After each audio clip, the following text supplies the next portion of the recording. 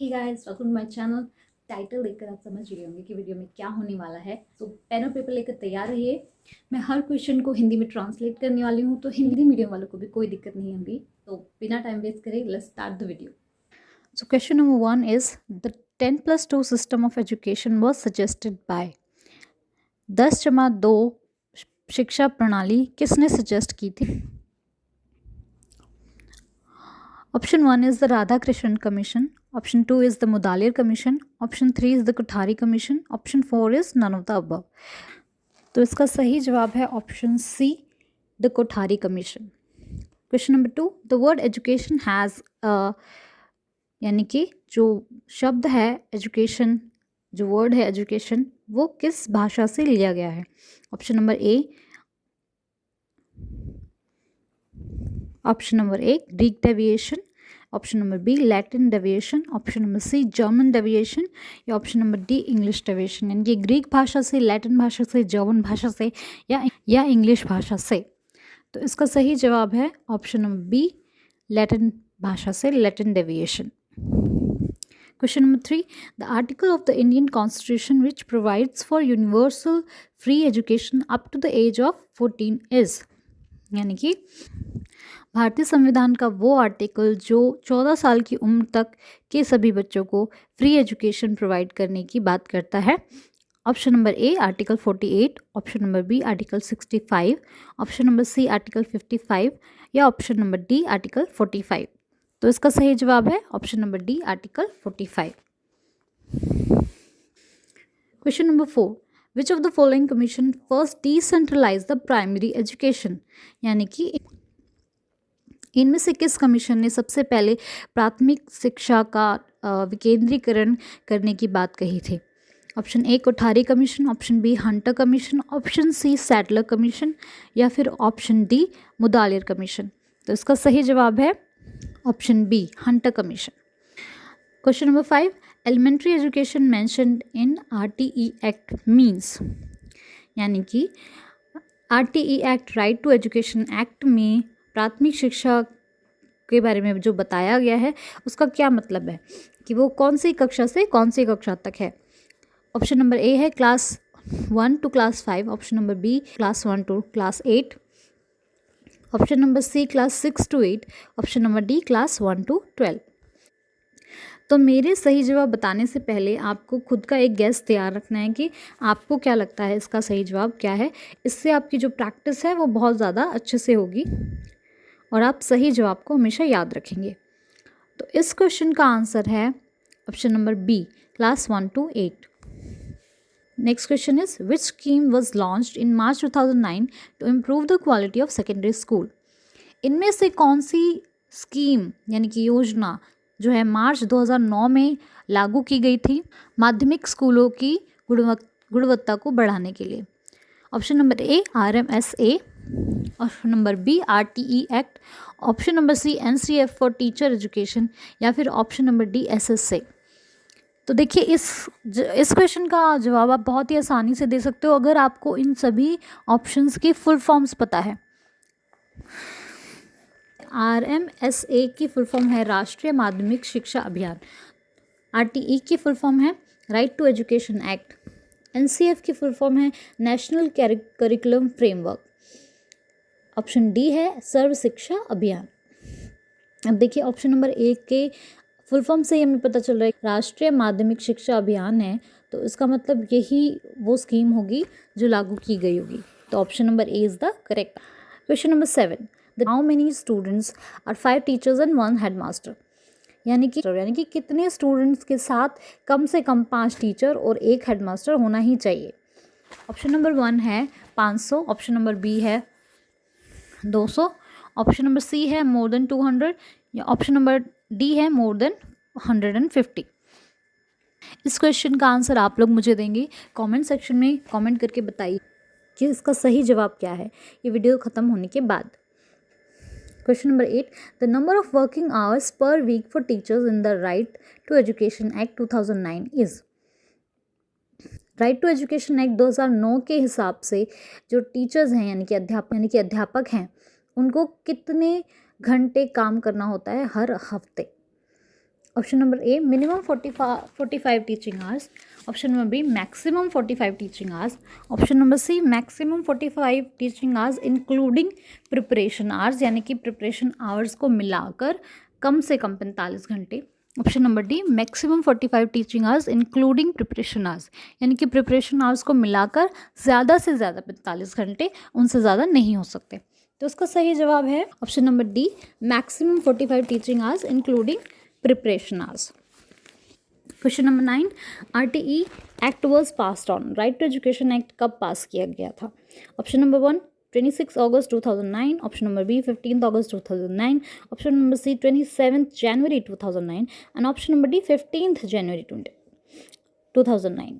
तो I hope आप सबने भी अपना एक गैस तैयार करके रखा है सही जवाब का। तो इसका सही जवाब है ऑप्शन नंबर ए 26 अगस्त 2009। Question number 10, article 21A of Indian constitution release, यानी कि भारतीय संविधान का जो आर्टिकल 21A है वो किस चीज़ से संबंधित है? Option 1 related to women and child development, option number B related to the constitution of protection of child right commission, option number C right to free and compulsory child education, option number D related to the prohibition of child labour, यानी कि पहला जो option है औरतों और बच्चों के विकास से संबंधित, दूसरा है बच्चों के अधिकारों की प्रोटेक्शन यानी कि बचाव से रिलेटेड, ऑप्शन नंबर 3 है बच्चों की फ्री और कंपल्सरी एजुकेशन का अधिकार, और ऑप्शन नंबर डी है कि बाल मजदूरी की रोकथाम से related.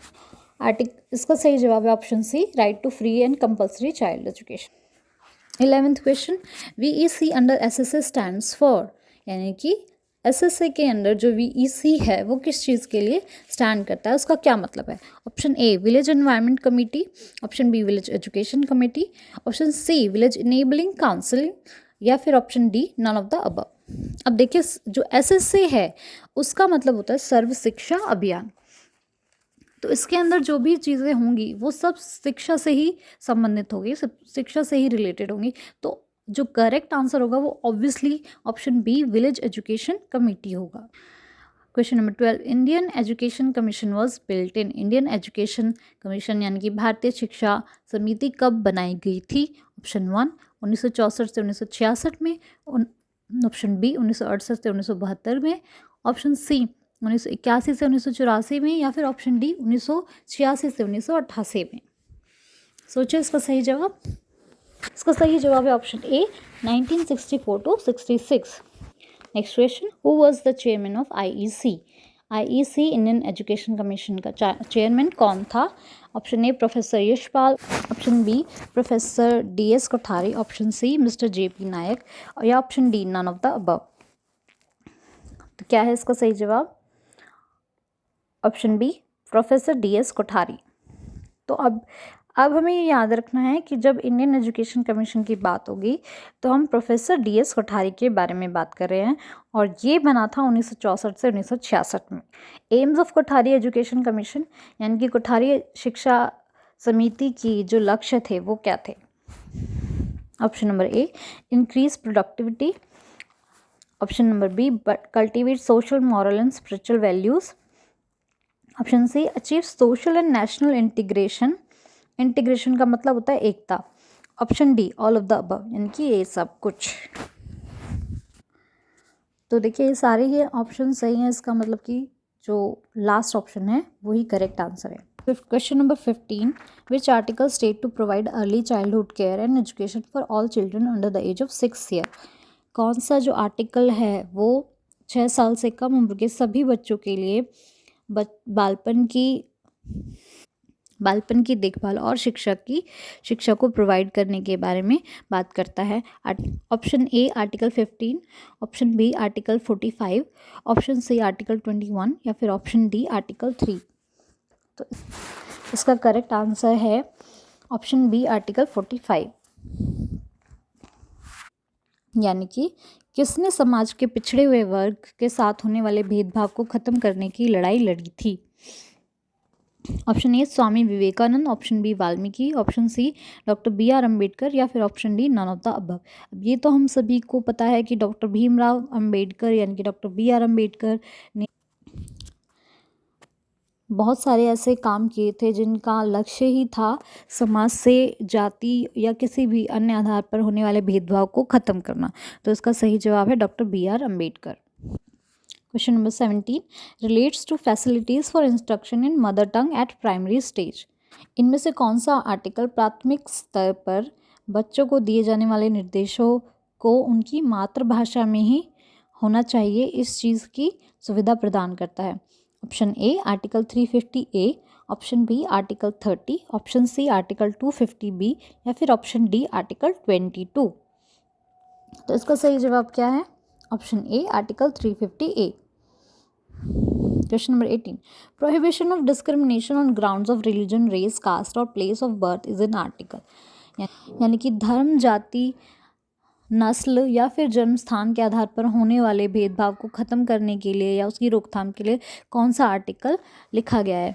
Option number A article 14, option number B article 15, option number C article 18 या फिर ऑप्शन नंबर डी आर्टिकल 20। तो इसका सही जवाब है option number B article 15। Question number 19 UN declaration of human rights includes. यानी कि यूनाइटेड नेशंस ने ह्यूमन राइट्स यानी कि मानवाधिकार में किन किन चीज़ों को शामिल किया है?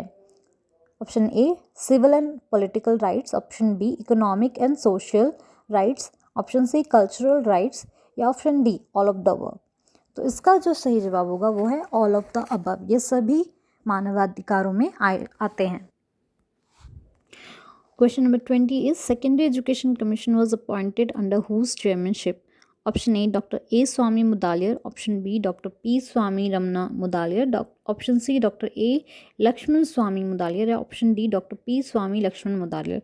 तो आप सब देख सकते हैं कि यहाँ पर बात डॉक्टर मुदालियर की ही हो रही है, लेकिन क्वेश्चन ऑप्शंस में उनके नाम की फुल फॉर्म अलग अलग दी हुई है, तो हमें उनका करेक्ट नाम बताना है।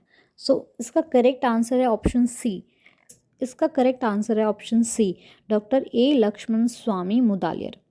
ठीक है, अब आपको ये याद रखना है और ये भी याद रखना है कि जो सेकेंडरी एजुकेशन कमीशन थी उसको मुदालियर कमीशन भी कहा जाता है और ये जो थी ये 1952 से 1953 के बीच में बनाई गई थी। सो गाइज मैंने कंटेम्प्रेरी इंडिया एंड एजुकेशन के पूरे 100 MCQs की एक लिस्ट तैयार की है जिसका ये पार्ट 1 है। ऐसे ही पार्ट 2, 3, 4 एंड 5 में लेके आने वाली हूँ, तो उसके लिए सब्सक्राइब करना ना भूलिए, साथ ही साथ बेल आइकन को ज़रूर दबाएं। ऐसे ही मैं बीएड के बाकी सब्जेक्ट्स के लिए भी वीडियोस बनाने वाली हूँ, तो मेक श्योर कि आप चैनल को ज़रूर सब्सक्राइब करें, बेल आइकन को ज़रूर दबाएं ताकि जैसे ही मैं वीडियो अपलोड करूँ आपको एक नोटिफिकेशन आ जाए और आप फटाफट से अपनी प्रिपरेशन स्टार्ट कर सकें। That's it for today, guys. Stay safe and healthy. See you soon. Bye-bye.